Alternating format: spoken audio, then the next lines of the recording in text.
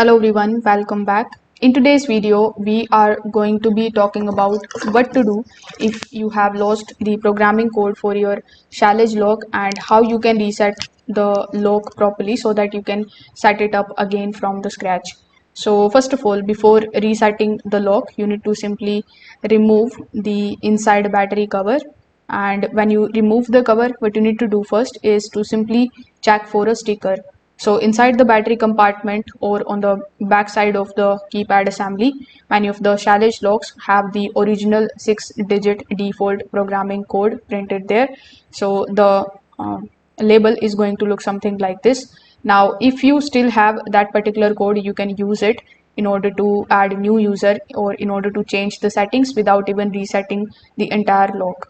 Now, if the programming code was changed previously, if you don't know it, you will need to factory reset the log.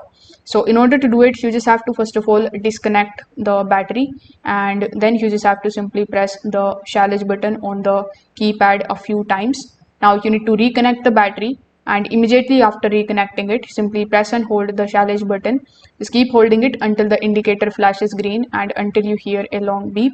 So this usually takes around 10 seconds. So at this point, log is now restored back to the factory reset. So if this video helped you out, make sure that you like this video and subscribe to the channel. Thanks for watching.